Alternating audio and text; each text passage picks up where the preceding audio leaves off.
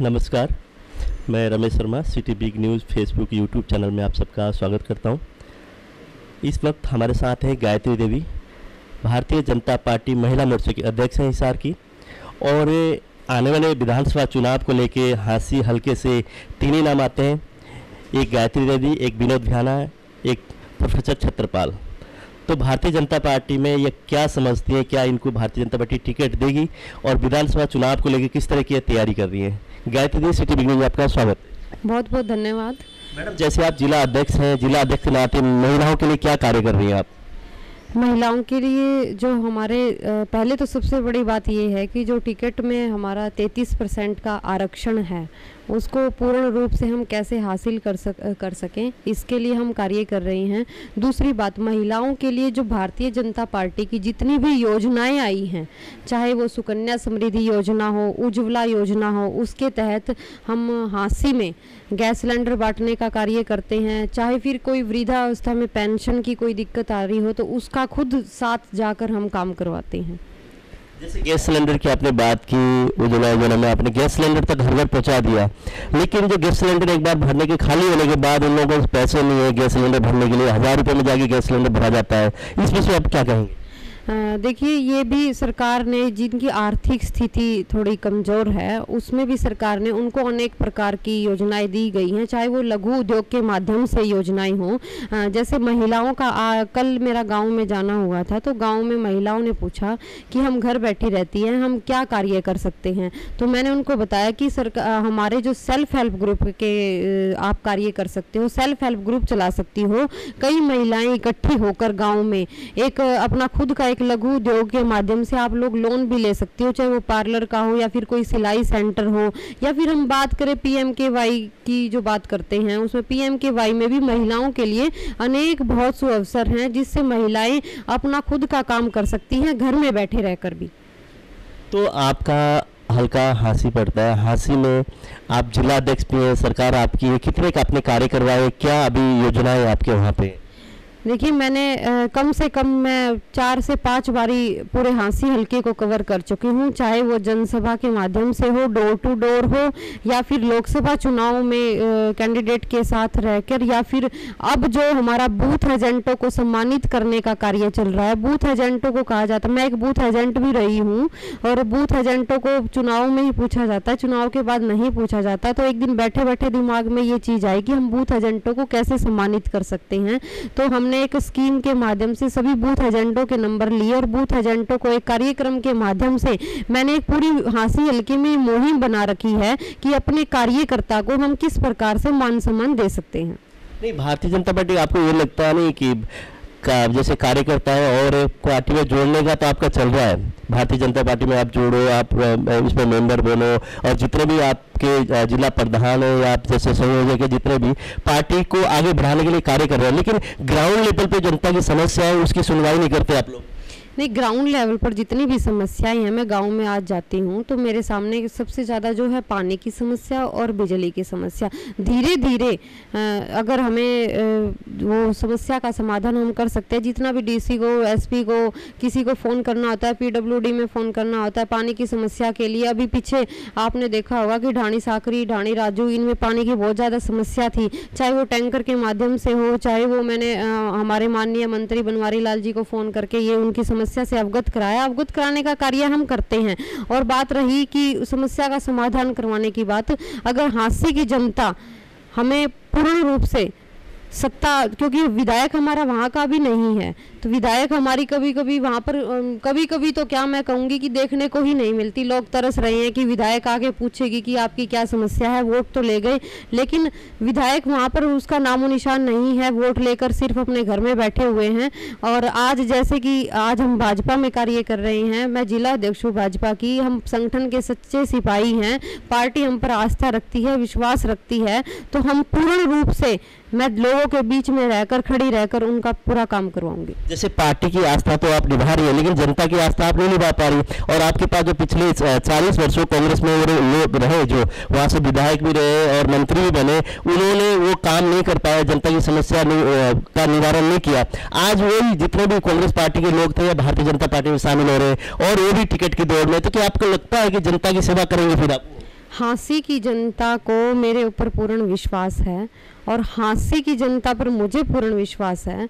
और हाँसी की जनता के बीच में रहकर आज मुझे लगता है कि जितना मैं लोगों के बीच में रहकर उनके काम करवाती हूँ, उनके लिए फ़ोन करती हूँ, तो आप हाँसी हल्के में ही जाकर अगर सर्वे करें और गांव-गांव जाकर पूछे कि गायत्री आपके लिए क्या काम कर रही है, तो ये ज़्यादा बेहतर रहेगा। जैसे पहले आपके विपक्ष के नेता थे प्रोफेसर छत्रपाल, अब आपके भारतीय जनता पार्टी में विनोद भ्याना वहाँ से CPS भी रहे, वो आपके विपक्ष के आज आपके साथ हैं, तो क्या पता और टिकट की लाइन में आप तीनों हैं,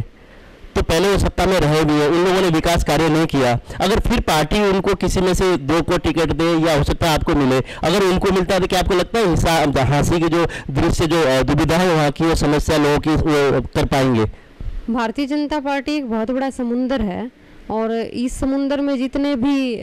व्यक्ति आ रहे हैं उनका भारतीय जनता पार्टी पूर्ण रूप से सम्मान कर रही है, लेकिन कार्यकर्ताओं की अनदेखी भारतीय जनता पार्टी बिल्कुल भी नहीं करेगी। और दूसरी बात, जो संगठन के पुराने हैं और सच्चे रूप से लगे हुए हैं और जिताऊ हैं और टिकाऊ हैं, उन पर पूर्ण विश्वास जताएगी और पूर्ण विश्वास जताकर ही मुझे ये लगता है कि संगठन की जो नज़रें हैं वो बहुत तीखी नज़रें हैं, उसकी हर कार्यकर्ता पर नज़र है और उस नज़र के माध्यम से ही हमें लगता है कि भारतीय जनता पार्टी सबके साथ न्याय करेगी। तो आपको क्या लगता है आप कौन से नंबर पर टिकट की दौड़ में हाँसी में?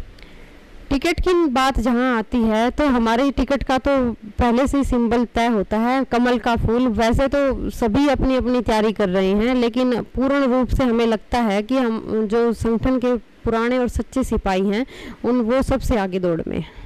तो पिछले लोकसभा चुनाव में आप क्या मानते हैं कितने आपके जो भारतीय जनता पार्टी के जो वर्कर थे जिन्होंने पार्टी के लिए काम किया, कितने लोगों को टिकट मिली?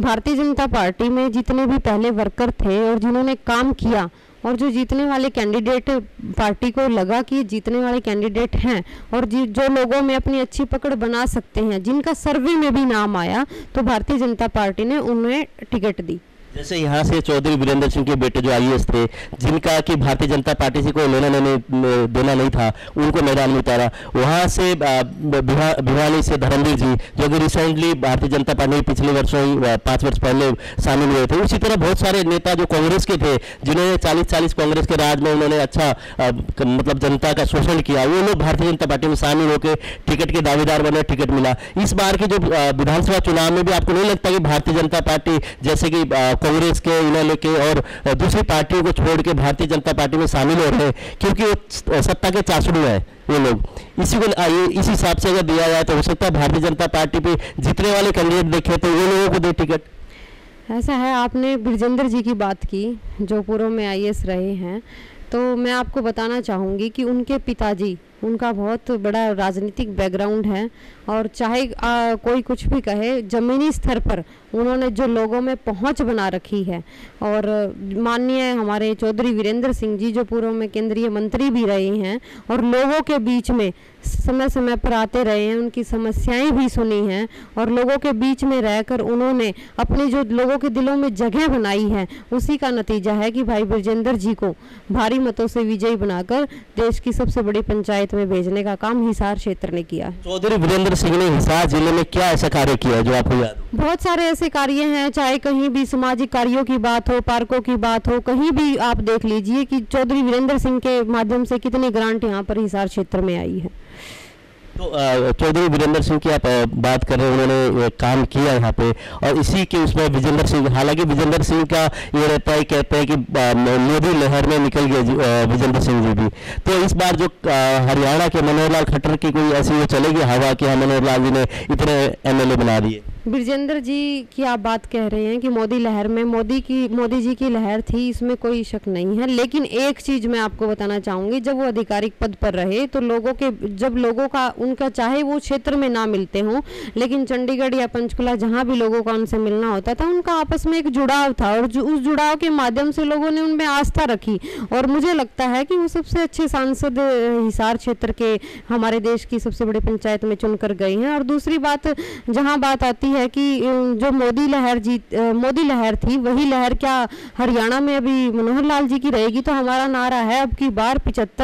पार और बार की बार मनोहर लाल सरकार। तो ये चीज़ बिल्कुल आप देखना कि मैं आज ग्राउंड लेवल पर जाती हूँ, जहाँ भी लोगों के दिलों में हमारे मनोहर लाल जी हैं और हमारे मोदी जी बसे हुए हैं, तो इस चीज़ का फ़ायदा पूर्ण रूप से मिलेगा, क्योंकि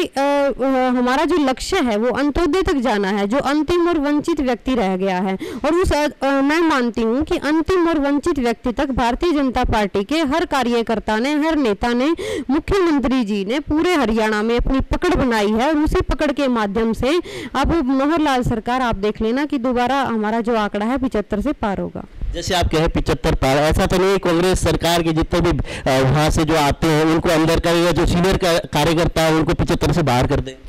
ऐसा है कि अभी मनोहर लाल जी की पीछे आपने अखबार में स्टेटमेंट पढ़ी भी होगी कि जो भी कार्यकर्ता जो भी किसी पार्टी से टूटकर आ रहा है हमारे लिए, हमारी पार्टी में उसका स्वागत है। टिकट की कोई पक्की बात किसी के लिए नहीं कही गई है, लेकिन जो भारतीय जनता पार्टी के कार्यकर्ता हैं उन पर तीखी नज़र से जिताऊ और टिकाऊ जो कैंडिडेट हैं उनको पूर्ण रूप से टिकट देकर विधानसभा में पहुंचाने का काम भारतीय जनता पार्टी करेगी। जैसे आप कहते हैं 33% भारतीय जनता पार्टी कहती है, पिछले दिनों लोकसभा चुनाव में सिर्फ एक ही टिकट मिला, हालांकि 2 मिलने चाहिए थे। तो विधानसभा चुनाव में आपको क्या लगता है कितनी महिलाएं हरियाणा से खड़ी होंगी विधानसभा चुनाव में? विधानसभा में अभी पिछले समय माननीय राष्ट्रीय अध्यक्ष विजय राठकार जी का यहाँ पर आना हुआ था, सिरसा में सम्मेलन था और हिसार में मेरे घर पर उनका नाश्ता था। तो उस समय भी मीडिया बंधुओं ने जो उनसे क्वेश्चन किया कि आप जहां 33% की बात करती हैं, तो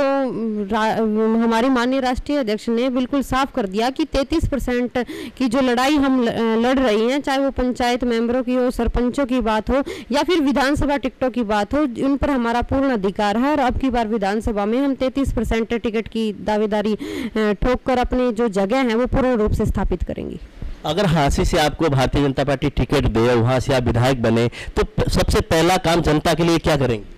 सबसे पहला काम जनता के लिए जो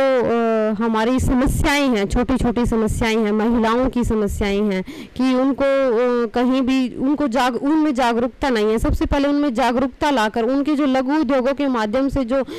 हम कार्य स्थापित कर सकते हैं, उनके लिए हम क्या कर सकते हैं, ये कार्य करने में हम उन पर पूर्ण ध्यान देंगे। दूसरी बात कि जो हांसी हल्का है, वैसे तो